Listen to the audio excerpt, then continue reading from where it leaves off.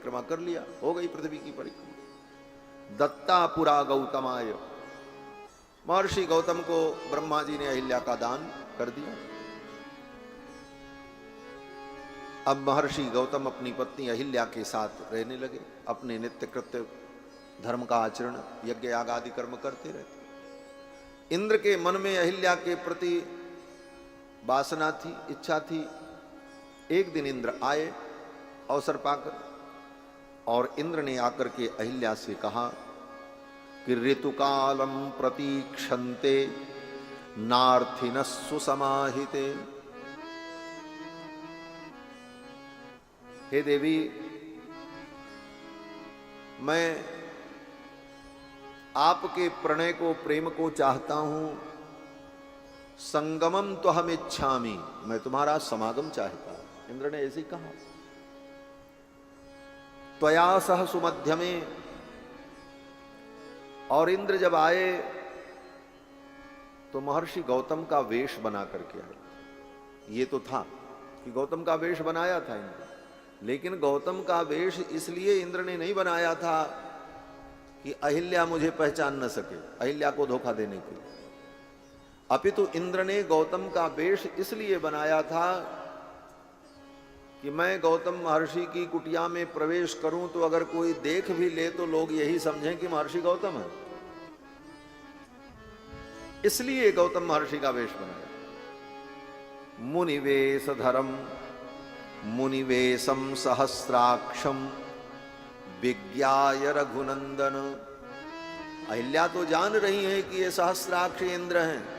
वाल्मीकि जी स्पष्ट कहते हैं मुनिवेशम सहस्राक्षम विज्ञाय। अहिल्या ने जाना कि ये इंद्र हैं। अहिल्या कोई धोखे में नहीं थी। इस प्रसंग को लेकर के बहुत से लीपापोती कर देते हैं कि भाई इंद्र ने बहुत बड़ी गलती की, अहिल्या का तो कोई दोष ही नहीं था। और अभी तो महाराज अब तो ऐसे ऐसे विचारक कहते हैं कि अहिल्या का भी दोष नहीं था, दोष तो महर्षि गौतम का था, गौतम ने व्यर्थ ही उसको शाप दिया। तो बंधुओं, अहिल्या ने जाना कि ये महर्षि गौतम नहीं है, ये इंद्र है। मुनिवेशम सहस्राक्षम विज्ञाय रघुनंदन मतिम चकार दुर्मेधा। इसीलिए वाल्मीकि जी ने अहिल्या के लिए दुर्मेधा शब्द का प्रयोग किया। जिसकी मेधा, जिसकी बुद्धि दुर्बुद्धि हो गई, दुर्मेधा। मतिम चकार, अहिल्या ने अपनी मति को इंद्र के अनुकूल कर दिया। इंद्र की बात को अहिल्या ने स्वीकार कर लिया। क्यों स्वीकार कर लिया? बोले दो कारण बताया। दुर्मेधा, देवराज कुतूहलात। एक तो दुर्बुद्धि आ गई, बुद्धि बिगड़ गई, और देवराज कुतूहलात। अहिल्या को लगा ये देवताओं के राजा हैं और देवताओं के राजा होकर के मुझे चाहते हैं, ये तो मेरा सौभाग्य है। कुतूहल बस। और अथा ब्रवीत सुरश्रेष्ठम, देवराज इंद्र से अहिल्या ने कहा आपका स्वागत है। इंद्र आए और मिल करके अहिल्या से जब जाने लगे तो अहिल्या को कोई पश्चाताप भी नहीं हुआ। अहिल्या ने इंद्र से कहा कि कृतार्थास्मि, मैं तो कृतार्थ हो गई। हे सुरश्रेष्ठ, गच्छ शीघ्रमित प्रभो, अब आप जल्दी से यहां से चले जाओ, क्योंकि मेरे स्वामी महर्षि गौतम के आने का समय हो गया। आत्मानं च देवेश, हे देवराज, आप अपनी भी रक्षा करना और माम च, मेरी भी रक्षा करना। आत्मानं माम च देवेश सर्वथा रक्ष गौतमात्। महर्षि गौतम को पता न चलने पावे, नहीं तो वो शाप दे देंगे। आप अपनी भी रक्षा करना और मेरी भी रक्षा करना। ये कह करके अहल्या ने इंद्र को विदा किया। इंद्र जब जाने लगे तो इंद्र हंस रहे थे। हंसते हुए इंद्र ने कहा, इंद्रस्तु प्रहसन वाक्यम अहिल्याम इदम अब्रवीत। हंसते हुए इंद्र ने अहिल्या से कहा, सुश्रोणि परितुष्टोस्मि। हे सुश्रोणि, मैं भी प्रसन्न हूं। गमिष्यामि यथागतम, मैं जैसे आया हूं उसी प्रकार जा रहा हूं। और ये कह करके इंद्र जैसे ही कुटिया से बाहर निकले तब तक उधर से महर्षि गौतम आ गए। इंद्र भी महर्षि गौतम का वेश धारण किए हुए थे और उधर से महर्षि गौतम ही आ गए। वाल्मीकि जी कहते हैं कि अथ दृष्ट्वा सहस्राक्षम मुनिवेशधरम मुनि। मुनि का वेश धारण किए हुए सहस्राक्ष इंद्र को मुनि गौतम ने जब देखा, दोनों एक जैसे, गौतम का ही रूप धारण किया था इंद्र ने। अब दोनों में अंतर क्या है, कैसे समझ में आवे इसमें इंद्र कौन है और गौतम कौन है? स्वरूप तो दोनों का एक ही जैसा था। तो कितना सुंदर उदाहरण दिया महर्षि वाल्मीकि ने कि दुर्वृत्तम वृत्त संपन्नो रोषाद वचनम अब्रवीत। दुर्वृत्तम, वेश तो मुनि का है, इंद्र ने मुनि वेश धारण किया है, लेकिन मुनि का आचरण नहीं है। दुर्वृत्तम, दुराचारी, दुर्वृत्त है इंद्र। और गौतम महर्षि बोले वृत्त संपन्नो, वो वृत्त संपन्न है, आचरण संपन्न है। आचरण ही व्यक्ति के अंतर को बता देता है। वेश आप कैसा भी बना लो, वेश आप किसी का भी बना लो, लेकिन शांति से चुपचाप बैठे रहो तब तक तो कोई बात नहीं, लेकिन आप जैसे ही चलोगे फिरोगे बोलोगे, आपका आचरण बता देगा आप हो कौन। दुर्वृत्तम वृत्त संपन्नो रोषाद वचनम अब्रवीत। दुर्वृत्त इंद्र को रोष में, क्रोध में गौतम महर्षि ने कहा, जाओ, मेरे रूप को धारण करके तुमने ये अपराध किया है, तुम निष्फल हो जाओ, तुम्हारा वृषण नष्ट हो जाए। इंद्र को वृषण नष्ट होने का शाप दिया। तब तक अहिल्या पर दृष्टि गई। अहिल्या तो थर थर कांप रही थी। अब क्या होगा? तो महर्षि गौतम ने अहिल्या की ओर देखा और कहा, इह वर्ष सहस्राणि बहूनि निवसिष्यसि बात भक्षा निराहारा तप्यन्ति भस्मशायिनी। तू इसी स्थान पर हजारों वर्ष तक भूमि पर पड़ी रहेगी और दुख भोगेगी, अपने पाप का प्रायश्चित्त करेगी। बात भक्षा निराहारा, तुझे भोजन नहीं मिलेगा, पानी भी नहीं मिलेगा, वायु पी करके तू रहेगी और तुझे कोई देख भी नहीं पाएगा। अदृश्या सर्वभूतानां, तू किसी को दिखाई नहीं पड़ेगी। तू सबको देखेगी लेकिन तुझे कोई नहीं देख पाएगा। तू सबकी आवाज सुनेगी लेकिन तेरी आवाज सुनने वाला कोई नहीं होगा। तू अपने दुख का वर्णन करेगी लेकिन कोई सुनने वाला ही नहीं होगा, सुनेगा ही नहीं। अदृश्या सर्वभूतानां आश्रमेस्मिन् वसिष्यसि। इसी आश्रम में तू दीर्घ काल तक रहकर अपने कर्म का प्रायश्चित्त कर। शाप दे दिया। अहिल्या चरणों में गिर पड़ी। अहिल्या ने कहा, मुनिवर मेरा उद्धार कब होगा? महर्षि गौतम को दया आ गई। अपराध करना अपराध उतना नहीं है, लेकिन अपराध करने के बाद उस अपराध को अपराध न मानना ये महापराध है। अपराध तो जीव से होता ही है, गलतियां जीव से ही होती हैं। न कश्चिन्नापराध्यति, कौन ऐसा व्यक्ति है जो अपराध नहीं करता? श्री जानकी जी ने हनुमान जी से यही तो कहा है, न कश्चिन्नापराध्यति। कौन ऐसा व्यक्ति है जो अपराध नहीं करता? इस सृष्टि को बनाने वाले ब्रह्मा जी से भी गलतियां हो जाती हैं और गलती बताने वाले बता देते हैं। सबकी दृष्टि अलग अलग होती। गोपियों ने कहा ब्रह्मा जी के विषय में, ये ब्रह्मा के 4 खोपड़ी है लेकिन इनको कोई बुद्धि देने वाला नहीं। क्यों? बोले विधाता ने आंखों में पलक क्यों बना दिया? अगर आंखों में ये पलक न होती तो अपलक नेत्रों से मैं गोविंद का दर्शन करती, विधाता को कोई बुद्धि देने वाला नहीं। लो, गोपियां तो यही कहती। तो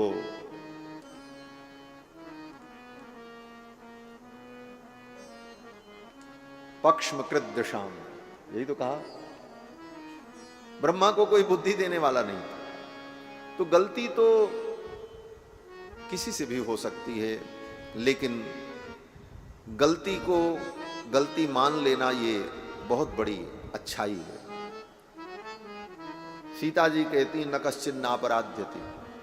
लंका में जब विजय हो गई, रावण मारा गया, हनुमान जी जानकी जी को लेने गए, बानर इत्यादि साथ में थे, तो वहां पहुंच करके हनुमान जी ने जानकी जी से कहा मैया सबको दंड मिल गया, लेकिन ये राक्षसियां जो आपकी सेवा में हैं इनको दंड नहीं मिला। मैं इनको दंड देना चाहता। जानकी जी ने कहा क्यों? हनुमान जी ने कहा कि ये राक्षसियां आपको सताती थीं, आपको भयभीत करती थीं, आप पर क्रोध करती थीं,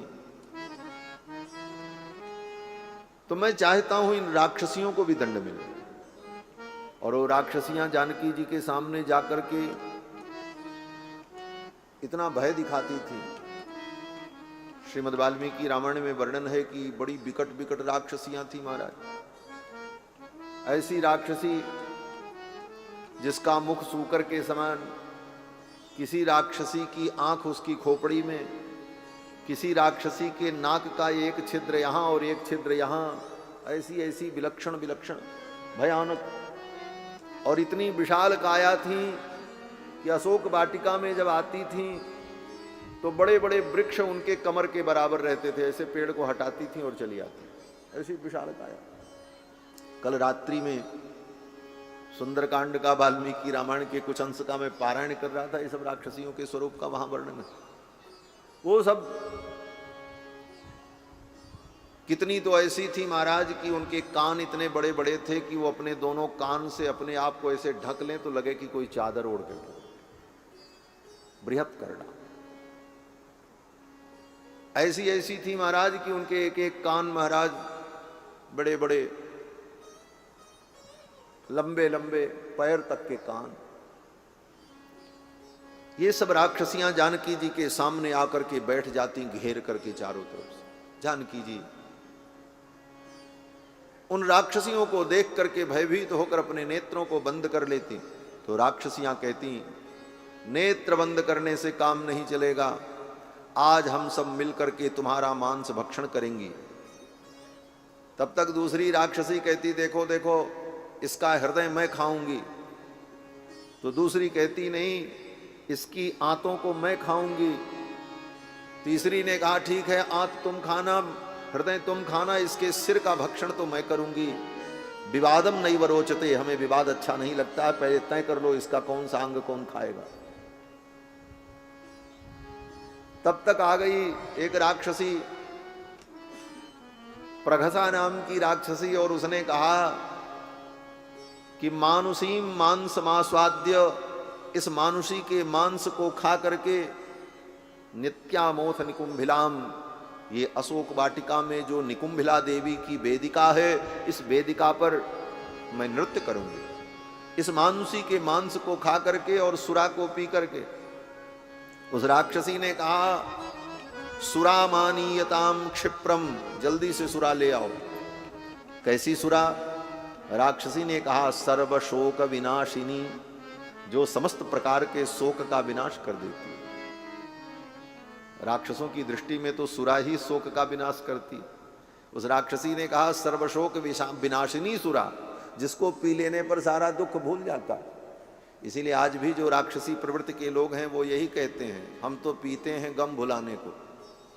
और राक्षसी ने भी यही कहा कि सर्व शोक विनाशिनी, समस्त प्रकार के शोक का विनाश करने वाली जो सुरा है वो ले आओ। उस सुरा को पी करके नृत्यामोथ निकुंभिलाम, इस निकुंभिला वेदी पर मैं नृत्य करूंगा। इन राक्षसियों के आर्द्र अपराध को, ताजे ताजे अपराध को हनुमान जी ने अपनी आंखों से देखा था अशोक वाटिका में। तो वृक्ष में छिपे बैठे थे, राक्षसियों ने आकर के ये सब कहा था। हनुमान जी को याद था, हनुमान जी ने कहा मैया आज मौका है, आज इन राक्षसियों को मैं दंड दूं और मैं इनका चित्रवध करना चाहता हूं। चित्रवध क्या है? बोले चित्रो विचित्रो वध। चित्रवध बड़ा विचित्र वध होता है। किसी व्यक्ति को तड़पा तड़पा करके मारना, इसी का नाम चित्रवध है। उसकी एक उंगली तोड़ दो, फिर उसका एक पैर तोड़ दो, फिर उसका कान काट करके निकाल लो, वो तड़पता रहे, फिर उसकी एक आंख फोड़ दो।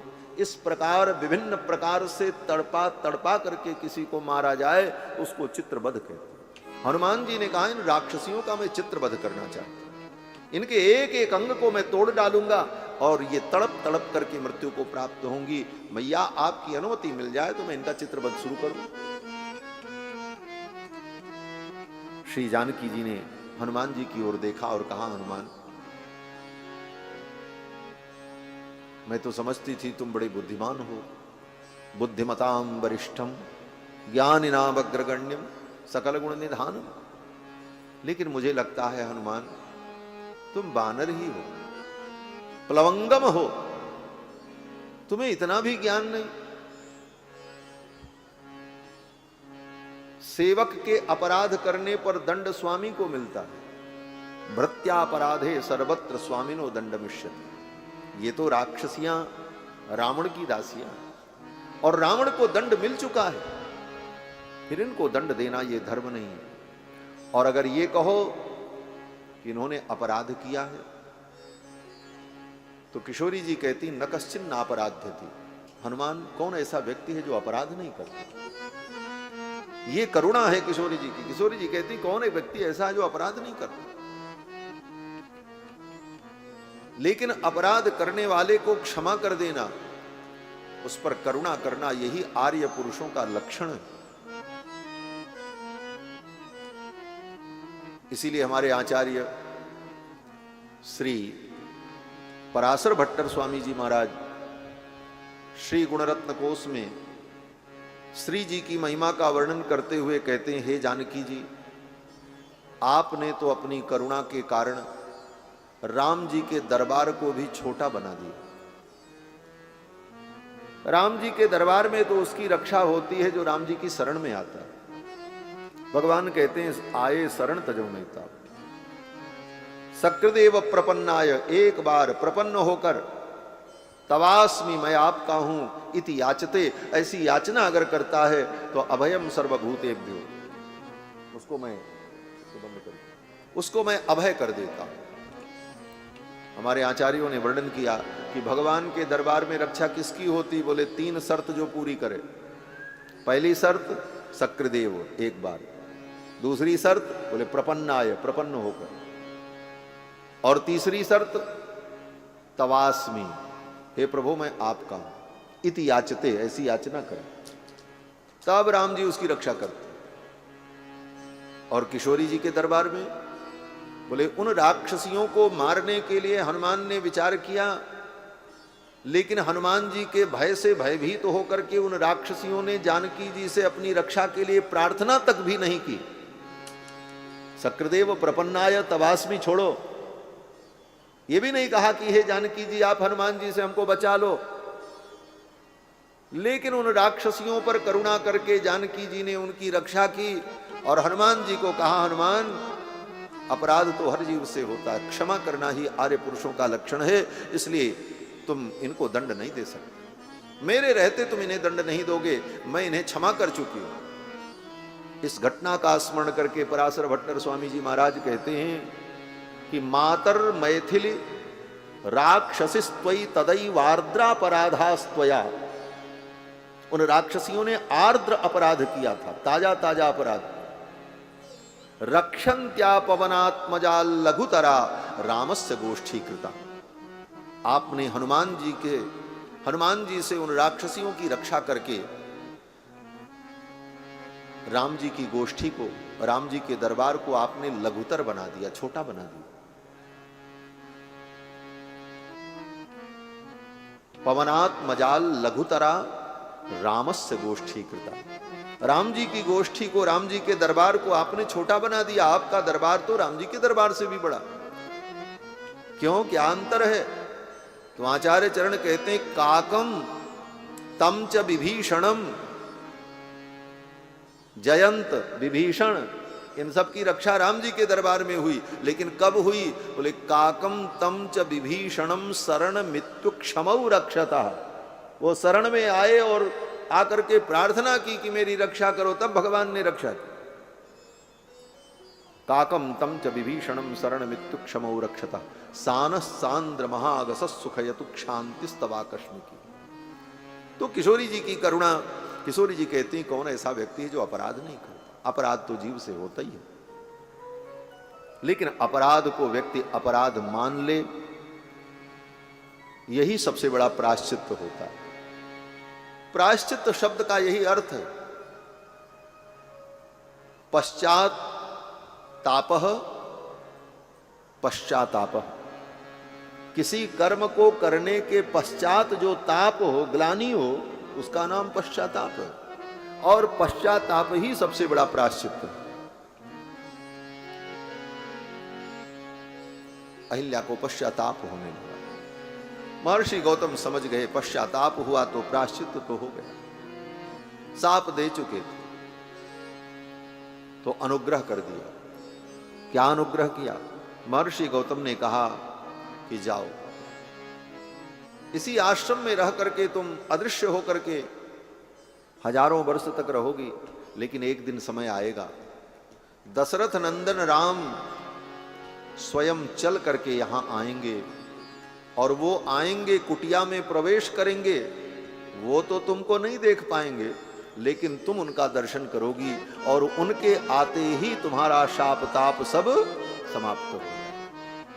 यदा त्वेतद् वनम घोरम रामो दशरथात्मजः, जिस दिन दशरथ नंदन राम आगमिष्यति, आएंगे, दुर्धर्षः तदा पूता भविष्यति, उसी दिन तुम पवित्र हो जाओ। तदा पूता भविष्यसि,